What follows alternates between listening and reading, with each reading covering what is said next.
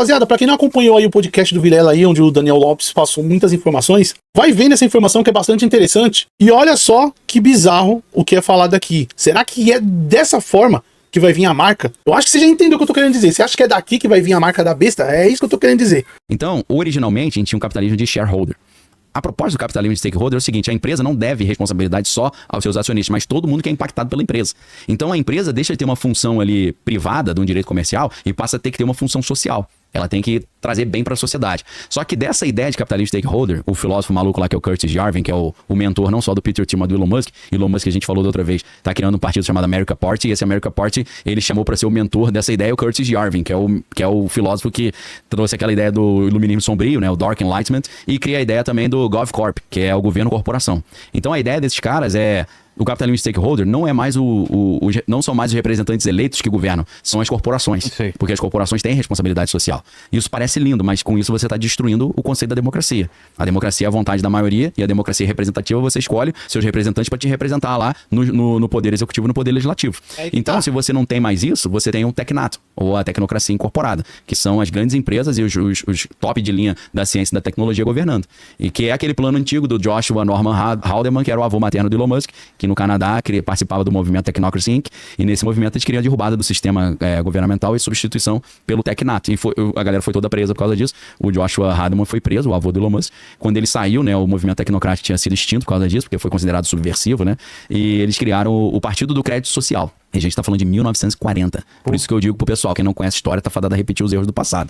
Crédito social é uma ideia de 1940 e é uma ideia completamente elitista, completamente antidemocrática, que é uma ideia de que uma elite de 0,01% manda em tudo e a galera depende de uma mesada de energia, de uma esmola de energia, nem de dinheiro, porque não tem mais dinheiro.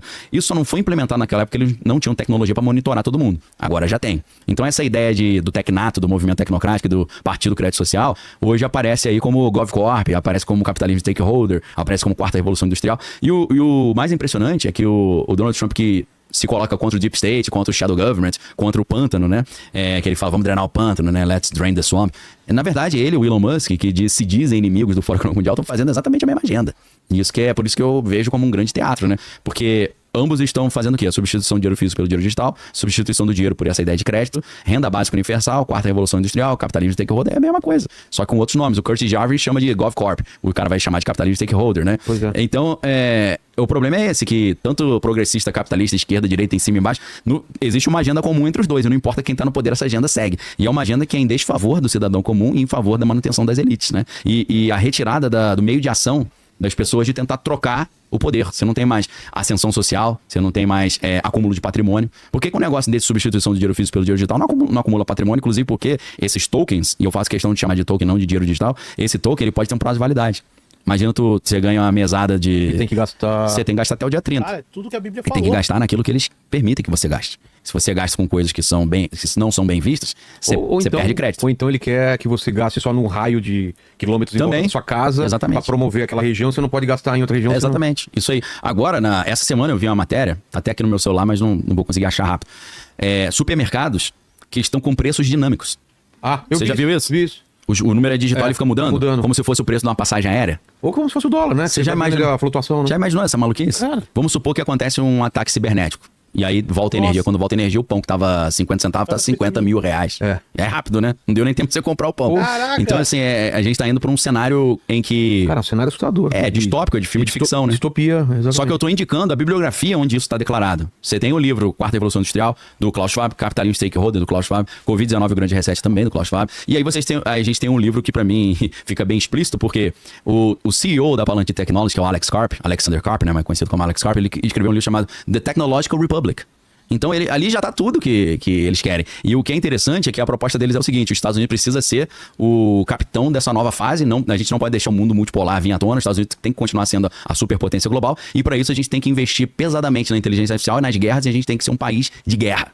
E aí o Peter Thiel, ele foi no Hoover Institute e deu uma entrevista pro New York Times, pro Ross Douthat, falando que ele é contra o anticristo, porque o lema do anticristo é paz e segurança.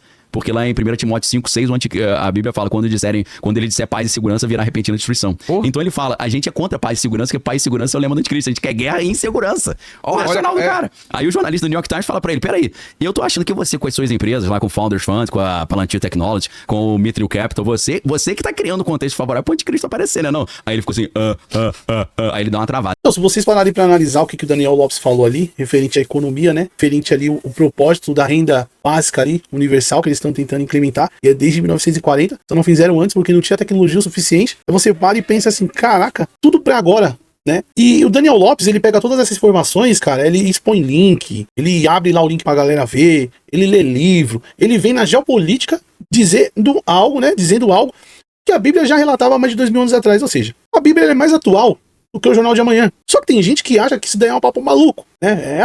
Pra eles é um papo de religioso doido, né? Só que, poxa, sabedoria de Deus é loucura pro mundo, né? Aí o Daniel Lopes, o que ele tem que fazer mesmo? Ele sendo cristão. Eu já peguei essa visão aí. Mesmo o Daniel Lopes sendo cristão, ele não pode, cara, ficar falando de Bíblia. 100% Bíblia ali. Aí ele parte pro lado da geopolítica, puxa os fatos do que tá acontecendo, puxa os links, vai ler os livros, pega as informações de uma coisa que a Bíblia já fala. Tá entendendo? O Daniel Lopes, ele precisa fazer todo um trabalho para trazer pra galera que a Bíblia já relata. A Bíblia meio que ela resume, né, o porquê de tudo isso. Ela já mostra logo o lado espiritual. Ela mostra logo o centro da coisa. E o Daniel Lopes, ele vai mais pro lado, né, nesse canal dele aí, no lado da geopolítica. Ele, lógico, ele fala sobre Deus, tudo, mas não, tipo, batendo na tecla, né? Ame seu próximo, cuida do seu próximo, explicando mais o lado espiritual. E parece que ninguém quer ouvir o lado espiritual. O pessoal tá mesmo apegado nesse papo de geopolítica, nesse papo mundano mesmo, sabe? Aí todo mundo fica assim, nossa, o mundo vai acabar. Nossa, Jesus tá voltando. Meu Deus, aquele ali é o anticristo. Meu Deus, aquele ali é o anticristo. E ninguém, rapaziada. Tipo assim, todo mundo fica esperando a volta de Jesus, mas será que o pessoal voltou pra Jesus? Essa é a questão. Será que o pessoal tá amando o próximo?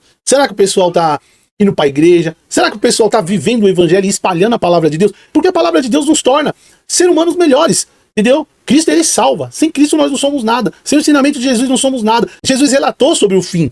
Porém, Jesus disse também, né, sobre aqueles que vão, né, perecer. Aqueles que não vão ter a vida eterna. Cara, ele curou cego, ressuscitou morto, entregou a palavra, falou do futuro, só não falou o dia e a hora, né, que tudo isso ia acontecer. Porém, até o dia e a hora, indiretamente ele deixou, não na forma do dia e não da forma da hora, mas ele falou quando ele ia voltar. Ele falou quando o povo judeu, né, clamasse, bendito é aquele que vem em nome do Senhor. Quando o povo judeu ali de Israel, que o rejeitou, reconhecer que ele foi o Messias. Então ele irá voltar quando esse povo clamar, mas esse povo não irá clamar, isso daí é bíblico, enquanto não aparecer o anticristo, né, o iníquo, aquele que irá tentar se passar pelo Messias judaico. Só que o Messias já veio há mais de 2000 anos. Aí se você ler na Bíblia, mostra, né, o porquê que o Messias foi rejeitado, já estava escrito que ele ia ser rejeitado. A história de Jacó ali com Lia e Raquel mostra, retrata, porque Jacó é Israel, Jacó foi casado com Lia primeiro, depois com Raquel, Jacó trabalhou com Labão. Eu já fiz vídeo desse tipo pra galerinha aí. Então a Bíblia, cara, ela faz você ficar encantado por Deus, ela faz você querer viver o reino de Deus, ela faz você, é um conjunto. Só que as pessoas, elas estão assim, nossa, o que vai acontecer? Nossa, é agora, é amanhã, é depois de amanhã. Poxa, aí tipo assim, você acha que o Daniel Lopes não queria estar evangelizando o pessoal? Você acha que o Daniel Lopes não queria? Queria, pô. Mas ele sabe que se ele ficar evangelizando, lógico, isso daí também vai dele. Eu, no meu caso, eu prefiro evangelizar, né? Aí é algo particular dele. Ele queria evangelizar, mas não tá evangelizando por quê? Porque indiretamente nós somos carne. Aí o cara pensa o quê? Pô, se eu não conseguir, se eu evangelizar, eu não vou ter a mesma visibilidade que eu tô tendo falando de geopolítica. É basicamente isso. Entendeu? E eu não tô falando isso acusando ele, ou julgando ele, ou dizendo que ele é menos cristão que eu. Mas é porque eu passei na pele isso, eu passei na carne isso, entendeu? Você fazer uns react e tal, das notícias, é 1 milhão de visualizações. Você vai evangelizar o povo não quer. Só que com a graça do Pai Celestial, né, eu me desapeguei dessas coisas, né? Ah, Lucas, mas como você vai sobreviver? O cara sobrevive disso, né? O cara trabalha com isso, o cara é formado nessas coisas. Não, eu tô falando de mim agora, no particular dele. Ele se resolve com Deus, entendeu? Se essa é a estratégia dele de trazer, né, as informações pro pessoal, amém. Eu, pelo menos, tô querendo o quê? Levar o reino de Deus, preparar o povo para a vinda de Jesus, né? Preparar o povo para a vinda de Jesus. Porque o povo não tá preparado. O povo tá querendo viver sua vida mundana aí. Vamos dar um exemplo. Quantas e quantas pessoas vão assistir o vídeo lá do Daniel Lopes, né? E quando acaba o vídeo, vai pro mundo, pô. Volta pra sua vida. Não se apega em Deus. Você tá entendendo? Por quê? A pessoa tá mais preocupada com o caos, né? Tá mais preocupada em saber esses acontecimentos do que se apegar em Deus, né? E o Apocalipse não é sobre as catástrofes só. É sobre a gente crer em Cristo, porque vai ser um período tão ruim, um período tão difícil, que as pessoas, se não tiver a palavra no coração, a Bíblia ali, de Gênesis e Apocalipse, sabe, comidinha mesmo, guardando no coração, vai ceder a marca, entendeu? Aí já entra nas doutrinas de pós-tribulacionista, de pós, de meio, entendeu? Aí já vira uma salada de fruta do caramba e o pessoal esquece do principal, se apegar em Deus. Vai ter arrebatamento ou não? Vou me apegar em Deus. Por quê? Vou guardar a palavra. Vou guardar a palavra da paciência. Eu tenho fé em Deus que ele vai me livrar da hora da tribulação, da tentação, mas pô, a palavra tá guardada no meu coração. Então, é bem complicado, entendeu? Tipo assim, eu já fui pra um ponto que eu nem queria ir, sabe? Mas isso daí é algo tão complexo, é algo tão... É como se a gente... Eu vou me incluir, né? Porque eu fui assim também. Tivesse mais apegado, né? Tivesse mais apegado no medo. Que medo, Lucas? Pô, o medo de, se eu evangelizar, eu não vou obter uma recompensa aqui na Terra. Tipo assim, sabe? Pô, eu preciso fazer um react aí de catástrofe pra mim, pô, ganhar um dinheiro. Ah, as ideias. Tá entendendo? Então o ser humano tem que se apegar mais em Deus, nem só de pão viverá o homem, ir pra cima com o evangelho, regaçar a manga, ser cristão é isso, ser perseguido, é mártir, é sofrer na terra, porque a gente não é desse mundo, entendeu? Meu mestre sofreu, aí tem gente que fala, ele sofreu para que você não viesse sofrer também. Mentira, ele sofreu para mim ser salvo. E eu tô sendo salvo de acordo com a palavra, tá entendendo? De acordo com a palavra. Agora, que eu não vou sofrer, Jesus mesmo falou, no mundo tereis aflição, mas esforça-te, tenha bom ânimo, que eu venci o mundo. Você tá entendendo? As pessoas que ficam assim, Jesus sofreu para que eu não sofresse. Não, você tá errado. Jesus sofreu para que você não perecesse. Perecer é diferente de sofrer. Tem gente que sofre, mas não perece. E tem gente que não sofre, mas perece. Você entendeu? Perecer é morrer, perder a salvação, certo? Se afastar de Deus, isso é perecer. Por falta de conhecimento, meu povo perece. Você entendeu? Então eu acho mais importante se apegar em Deus. Eu acompanho sim o Daniel Lopes. O conteúdo dele é bastante interessante, sabe? Muita gente que é cristão, os pastores aí andam aparecendo criticando ele, profeta do caos. Eu não acho. Não acho. Entendeu? Não acho que ele é o profeta do caos. Eu acho que a intenção dele era evangelizar o pessoal, só que o pessoal não quer ser evangelizado. Entendeu? Aí, pra isso, talvez na cabeça do Daniel Lopes, é assim, quer ser evangelizado? Vai pra igreja. O meu canal é pra falar sobre a geopolítica, eu vou te passar algo bíblico indiretamente, mostrando só o que vai acontecer. E assim ele vai indo. E quem sou eu pra julgar ele, entendeu? O pessoal não quer saber de Deus. Eu continuo insistindo. Aqui é um canal que eu vou falar de Deus. Eu vou falar de Deus, eu vou entregar a palavra, eu vou pegar as coisas que acontecem no mundo e eu vou ver o lado espiritual, vou explicar para as pessoas como que funciona, um discernimento do Espírito Santo. Eu não vou ficar só focado em react de catástrofe, disso e daquilo não, que não vira, entendeu? O pessoal precisa da palavra, porque é a palavra que dá vida.